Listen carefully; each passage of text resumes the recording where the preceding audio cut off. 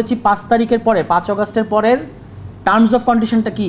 Terms of condition হচ্ছে বাংলাদেশে রাজনীতি করতে পারবে বাংলাদেশপন্থী রাজনৈতিক দলগুলো, যারা বাংলাদেশের জাতীয় নিরাপত্তার জন্য হুমকি। ওই সমস্ত রাজনৈতিক দলকে আপনারা, ওই যে আমাদের যারা সুশীল সমাজ আছে, তারা আমাদেরকে freedom of speech, freedom of politics এগুলোর দোহাই দিয়ে বলতে চায় যে আওয়ামী লীগকে জায়গা করে দিতে হবে, জাতীয় পার্টিকে জায়গা করে দিতে হবে। কিন্তু আমরা পরিষ্কার বলেছি, যারা বাংলাদেশের জাতীয় নিরাপত্তার জন্য হুমকি, তারা বাংলাদেশে রাজনীতি করতে পারবে না।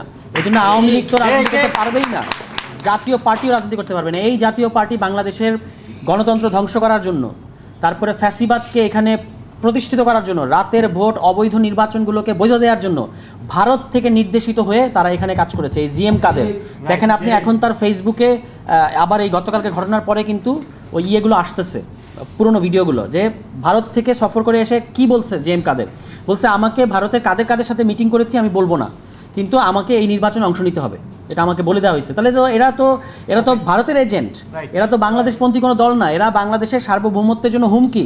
এবং এই জন্য আমি বলতেছি যে এরা হচ্ছে আমাদের জাতীয় নিরাপত্তার জন্য হুমকি। আমরা আর এদেরকে কোনো রাজনৈতিক দল মনে করি না। এই জাতীয় পার্টি কিংবা এই আপনার আওয়ামী লীগ তো অবশ্যই, আওয়ামী লীগ তো বাংলা আর কোনো রাজনৈতিক দল না।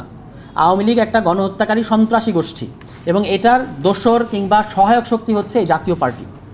এই জাতীয় পার্টির জন্য গতকালকে যে ন্যাক্কারজনক ঘটনাটা ঢাকা শহরে ঘটিয়েছে, পুলিশ এবং সেনাবাহিনীর একাংশ যে আমাদের গণ অভ্যুত্থানের পক্ষের একটা শক্তি, এবং সেখানে নুরুল হক নূর এখনও হাসপাতালে খুব ক্রিটিক্যাল অবস্থার মধ্যে আছে, তার নাক ফাটিয়ে দেওয়া হয়েছে, তার মস্তিষ্কে রক্তক্ষরণ হচ্ছে, এবং যেভাবে তাদের পার্টি অফিসের ভিতরে ঢুকে গিয়ে তাদেরকে হামলা করা হলো এবং বেধড়ক পেটানো হলো, এটা অত্যন্ত উদ্বেগজনক ঘটনা। এবং আমরা এই ঘটনার প্রতিবাদ জানাই, এবং আমাদেরকে এই প্রতিবাদ জানাতে হবে কেন জানেন?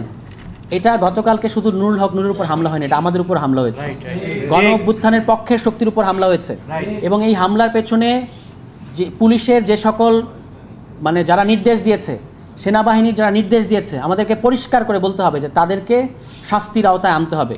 বাংলাদেশের কোনো রাজনৈতিক দলের, আমাদের যদি আপনারা পরবর্তীতে মেরে ফেলেন, আমরা 5 তারিখের পরে এই জীবনকে ব্ল্যাঙ্ক চেক দিছি, আমরা আর এগুলোকে ভয় পাই না, ঠিক আছে?